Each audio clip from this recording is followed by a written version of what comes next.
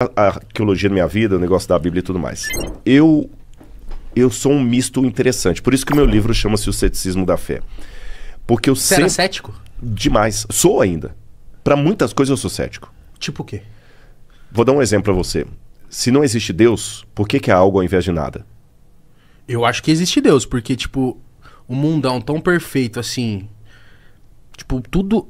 Mano, quando começa a falar de corpo humano, do que tudo funciona e tem o sistema digestivo e tudo é. Sabe, liga aos pontos, não tem um nó desatado, eu falo assim. É Deus, né? É algo, pelo menos, que não mostraram até agora. E isso é Deus. Aí que você me mostra o meu ceticismo. Eu sou cético demais para acreditar na visão ateia de que tudo isso é obra do acaso. Entendi. Eu também. Eu sou cético porque, assim, já provou que o universo teve um começo. Há modelos diferentes. Tá. O mais clássico é o Big Bang. Alguns aceitam o Big Bang, outros não. Há questionamentos sérios ao Big Bang. Mas não importa qual modelo cosmológico você adote, o universo teve um começo. Aí eu jogo... Essa pergunta, na verdade, não é minha, é de Parmênides. Por que há algo ao invés de nada? Sendo que do nada, nada se faz. Por ser cético em relação à possibilidade de que do nada possa surgir algo, eu sou obrigado a acreditar que ao invés de nada, havia alguém chamado Deus. É lógico que eu estou simplificando aqui. Tá, mas o Deus, ele vivia sozinho? Ele era... Ele vivia... Tipo, ele não vivia em comunidade? Ele é um ser que vive só? Olha que interessante. O Santo Tomás de Aquino, um famoso teólogo católico do século XII, 13, Tomás de Aquino dizia o seguinte: Deus é amor. Se Deus é amor, ele tem que ter um objeto desse amor. Isso significa que o ser de Deus é único, mas é plural em pessoas. Ele falava isso até para já dar uma argumentação filosófica a favor da trindade. Que Deus é triuno, é um Deus, mas são várias pessoas. Ou seja, Cristo sempre existiu por toda a eternidade com o Espírito Santo e com Deus Pai. Então sempre houve Jesus Cristo. Sim. Não houve um tempo em que Deus não houvesse. Tá. Aliás, vou até fazer um paradoxo aqui. Deus não existe. Deus é. Porque existir, existere do latim, é uma coisa que é tirada da outra. Né? Deus não nasceu. O tempo nasceu. Deus é anterior a isso. Não estou dizendo que Deus é atemporal, mas pelo menos o tempo como nós medimos, ele teve um começo. Eu vou colocar aqui, os cosmólogos que me perdoem, eu vou falar do Big Bang. Eu estou falando que muitas pessoas acham que o Big Bang não é o melhor modelo. Tá bom? Então, eu vou colocar o Big Bang só à guisa de ilustração. Suponhamos que seja o modelo do Big Bang que está certo. Teve um instante, zero, em que tudo começou. Matéria, energia, tempo e espaço. Antes desse minuto zero não havia espaço.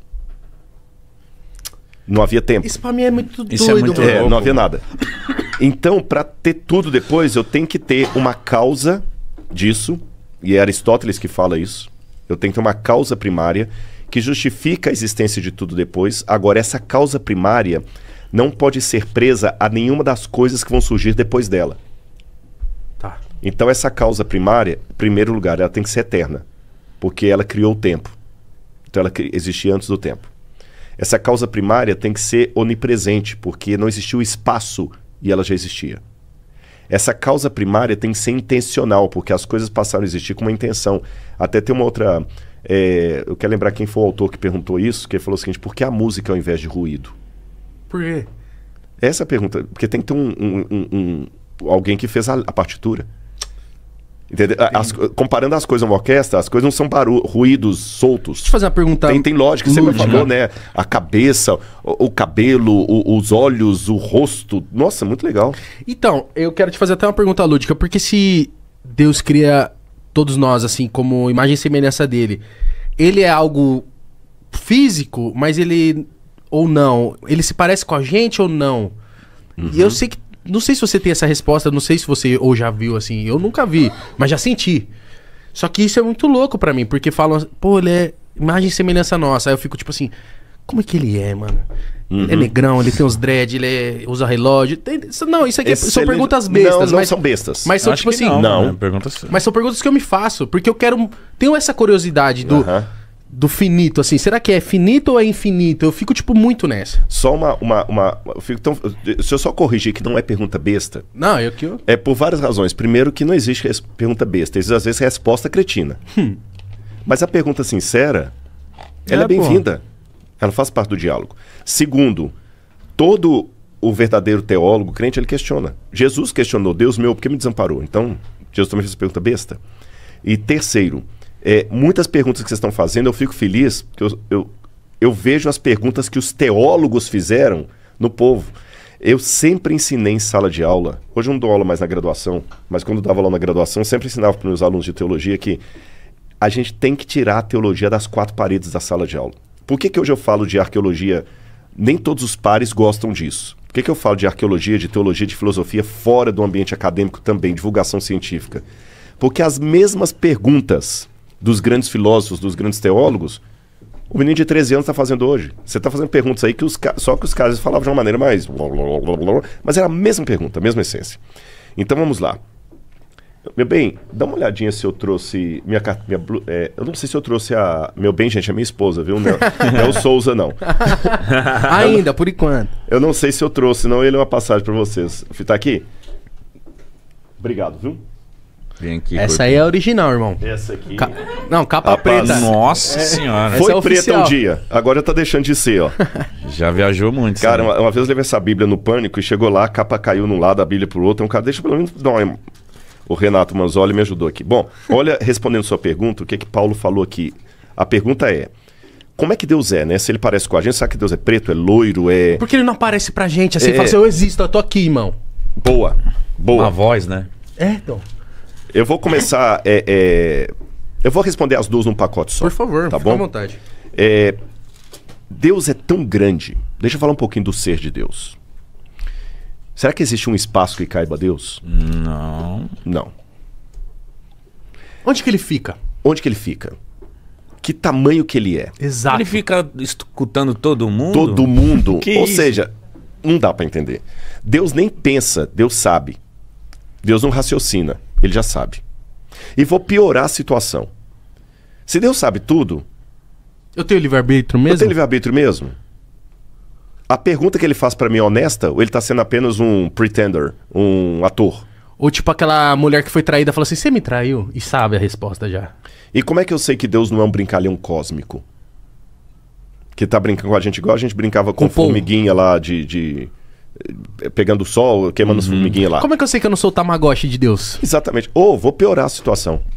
Como é que eu sei que eu estou nesse podcast que isso aqui não é uma produção da minha mente? Matrix. Mas aí a gente vai longe nessa. Não, vai longe, mas eu vou começar dessa aqui para derrubar as outras.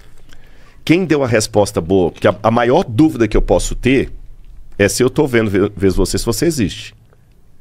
Porque vamos pensar no Matrix, galera. Vamos supor que eu tô agora com um monte de eletrodo na minha cabeça, numa sala lá, e ninguém que tá aqui existe. É minha mente que tá produzindo vocês. Como é que eu posso ter certeza que você existe?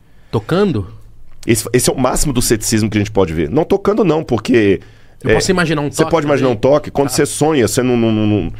Aliás, quem já fez xixi na cama sabe o que é ter um sonho realizado. Sim. Você pensa que tá no banheiro e não tá. Sim. Né? Então vamos lá.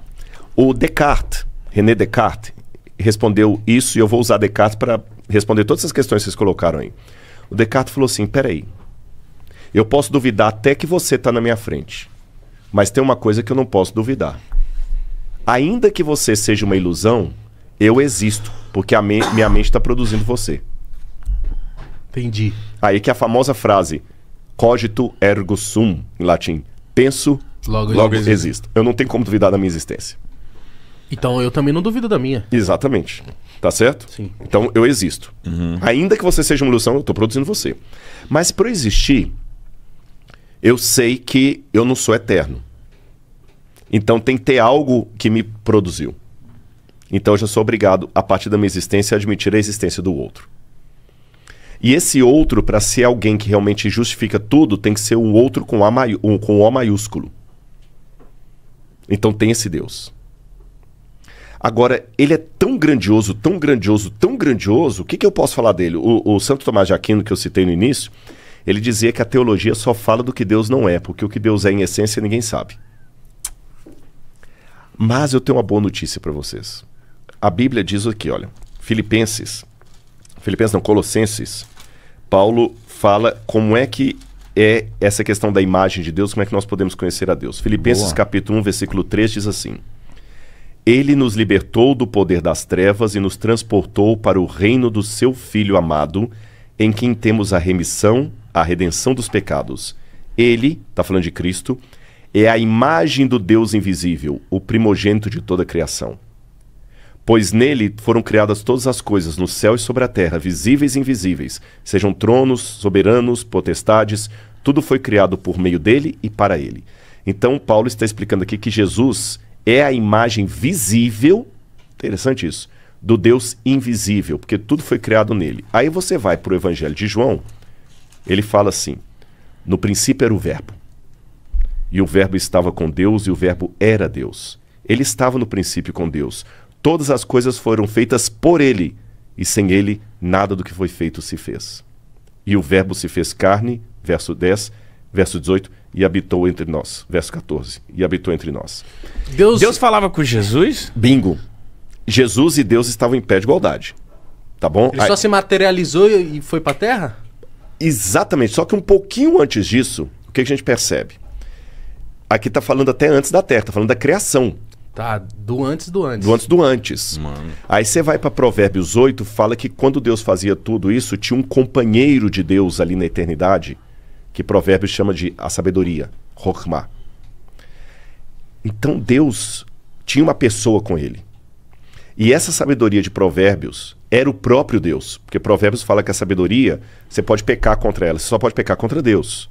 Que a sabedoria guia os homens, ela cria os homens, ela recebe reverência dos homens. A sabedoria pode ter um templo, então essa sabedoria tem que ser Deus. João fala que o verbo, logos, sabedoria, estava com Deus e era Deus.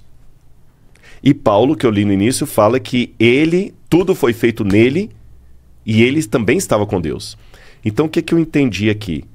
Tinha Deus Pai e Deus Filho. Eu vou deixar o Espírito Santo de lado um pouquinho, vou deixar também, tinha o Espírito Santo. Mas vou enfatizar o Pai e o Filho.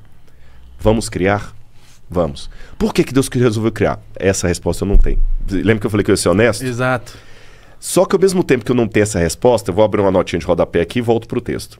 Eu não sei por que Deus resolveu criar. Mas sabe como é que eu lido com essa pergunta não respondida? Como? Da mesma maneira que eu lido com o fato de uma mulher linda como a Laura resolver casar comigo.